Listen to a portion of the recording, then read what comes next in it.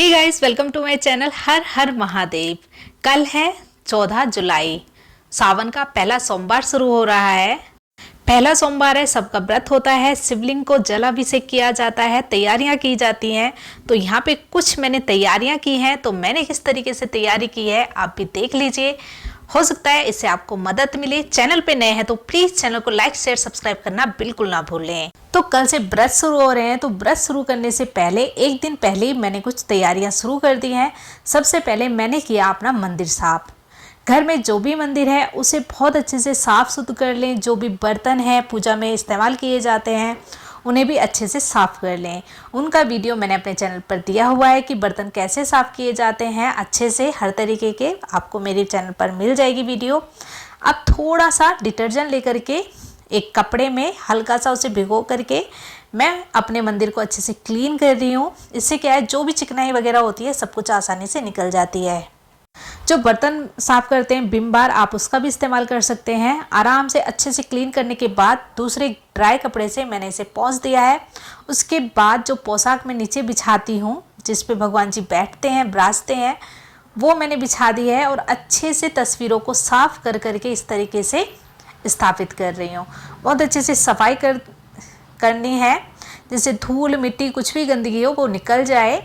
और जब भी त्यौहार आते हैं, वैसे तो हफ्ते में अपना मंदिर क्लीन करना चाहिए, लेकिन जब त्यौहार आते हैं तो डीप क्लीनिंग अच्छे से करनी चाहिए। तो मैं कुछ इस तरीके से कर रही हूँ। बहुत अच्छे से मंदिर मैंने पूरा का पूरा अपना साफ़ किया। मंदिर जब साफ़ हो गया तो अब मैं तस्वीरों को स्थापना कर रही हूँ। तो मूर्तियों को अच्छे से मैंने पोंछ दिया है गीले कपड़े से, जिसमें थोड़ा सा गंगा जल लिया था मैंने, गंगा जल कपड़े पे डाल दिया था, उसी से ही मैंने तस्वीरों को अच्छे से पोंछ लिया है। तो यहाँ पे मंदिर मेरा अच्छे से साफ़ हो गया है। बहुत अच्छे से साफ़ होने के बाद उसके बाद मैंने कपड़े चेंज किए। कपड़े चेंज करने के बाद अब मैं जोत बाती कर रही हूँ। तो ये एक तरीके से, जैसे हम सावन चल रहा है, मैं डेली पूजा करती हूँ, तो इस तरीके से ही आपको पूजा करनी है। पहले अपनी श्रद्धा अनुसार जितने भी आपको फूल मिल जाए, कुछ भी मिल जाए, मंदिर को अच्छे से सजाएं। कोई भी भगवान आते हैं उनका वेलकम करें, उनसे बोलें आप आएँ, हमारे घर रहें, रुकें। बहुत अच्छा लगता है, एक पॉजिटिव एनर्जी आती है और डेली रूटीन चलता रहता है। लेकिन जब कुछ इस तरीके के त्यौहार आते हैं तो बहुत ही एक रौनक हो जाती है। जैसे घर में कोई मेहमान आता है तब रौनक हो जाती है। हम उसके लिए भांति भांति के पकवान बनाते हैं, अलग अलग तरीके की तैयारियां करते हैं। वैसे ही सेम हमें भगवान के लिए भी करनी चाहिए, तो हमें भी खुशी होती है और भगवान तो खुशी रहते हैं। उन्हें 56 भोग की बिल्कुल भी आवश्यकता नहीं होती है। बिल्कुल जो आपके पास होते हैं बस श्रद्धा पूर्वक अच्छे तरीके से उन्हें अर्पित करें, आप उनका नाम जपें, वो उसी से ही बहुत ज़्यादा खुश हो जाते हैं। किसी की भी देखा देखी बिल्कुल भी नहीं करनी है कि वो इतना कर पा रहा है, मैं क्यों नहीं कर पा रहा। सबकी अपनी श्रद्धा होती है, बस मन में श्रद्धा होनी चाहिए, सच्ची भक्ति होनी चाहिए, सब आसान होता चला जाता है। उसी से ही आप एक धूप भी जला देते हैं, उसी से बहुत अच्छी पॉजिटिविटी आ जाती है। अब फूल चढ़ाने के बाद मैंने टीका लगाया हल्दी और कुमकुम का। अच्छे से सभी जो भगवान हैं सभी को मैंने टीका लगाया। और पहले मैं मंदिर की पूजा करती हूँ। जो घर का मंदिर होता है उसे अच्छे से आप उसी में पूजा करें, उसे अच्छे से सजाएं, साफ़ करें, अच्छे से पूजा करें। क्योंकि घर में है, घर में ही पॉजिटिविटी नहीं रहेगी तो बाहर आप कितनी भी कर लें उससे कुछ भी नहीं होता है। तो पहले अपने घर से ही शुरुआत करनी है, फिर थोड़ी सी ये फल और दक्षिणा चढ़ाई। जितना भी आपका मन हो आप दक्षिणा रख सकते हैं और अगले दिन किसी को आप इसे दान कर सकते हैं। फिर जल फेर दिया मैंने और इस तरीके से पूजा मेरी संपन्न हुई मंदिर की। अच्छे से पूजा करने के बाद अब आ जाती है जल अभिषेक की बारी। अब आप चाहें तो आपके घर में जो शिवलिंग है आप उस पर जल अभिषेक कर सकते हैं या फिर बाहर जा कर के। तो उसकी तैयारी मैंने कैसे की, सबसे पहले मैंने एक लोटा लिया, उसमें जल भर लिया, उसमें डाला मैंने गंगा जल। गंगा जल डालने के बाद इसमें मैंने थोड़ा सा घी डाला। घी डालने के बाद इसमें आप डालेंगे थोड़ा सा शहद। एक तरीके से पंचामृत वाला जो होता है वही तैयार करना है।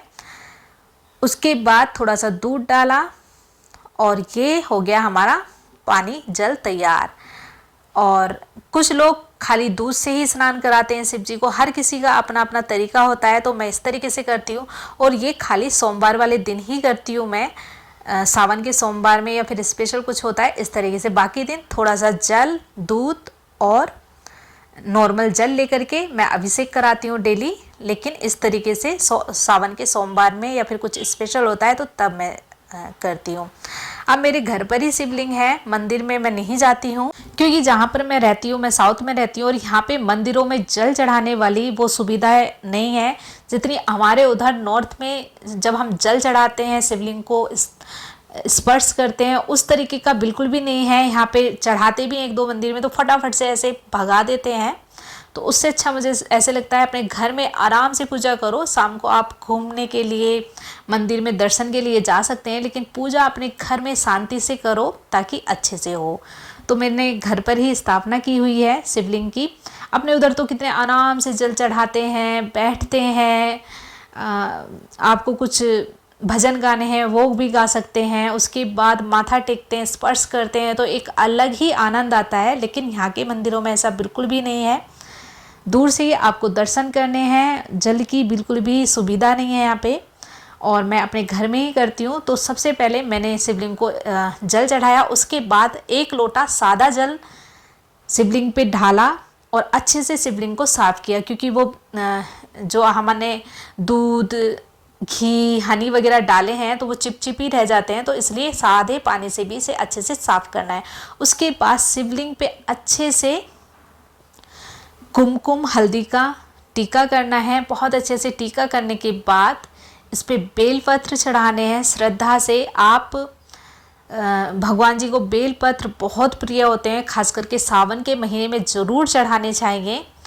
5, 7, 3 के जोड़े के होते हैं, 5, 7, 11 इस तरीके से चढ़ाए जाते हैं। तो मैं 5 पत्ते इस तरीके से ऐसे एक करके ओम नमः शिवाय इस तरीके से डाल करके आप, मतलब महादेव का जो भी आप नाम पुकारते हैं उसे इस तरीके से आप अर्पित करें अच्छे से। और उसके बाद जो शिव जी को पसंद है, जैसे शिव जी को धतूरा भी बहुत पसंद है, आप उसे भी अर्पित कर सकते हैं। सफ़ेद फूल पसंद है, आप उन्हें अर्पित कर सकते हैं। वैसे मेरे भोले बाबा को कोई ज़्यादा कुछ नहीं है, वो 1 लोटे पानी में भी बहुत खुश हो जाते हैं अगर आप उन्हें श्रद्धा से अच्छे से अर्पित करेंगे।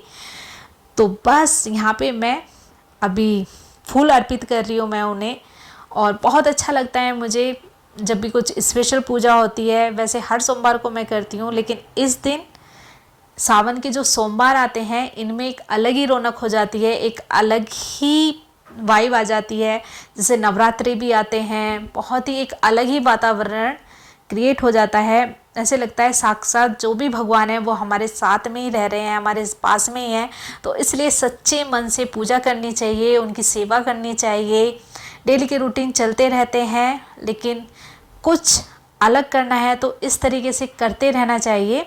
उसके बाद मैंने धूप जलाई अच्छे से भगवान जी के ऊपर, इस तरीके से फ्राई धूप को, और बहुत ही अच्छी एक एनर्जी, ऐसा लग रहा था इस टाइम पे कि मन कितना खुश है, वातावरण में एक अलग ही चहल पहल हो गई है, बहुत ही अच्छा लग रहा था।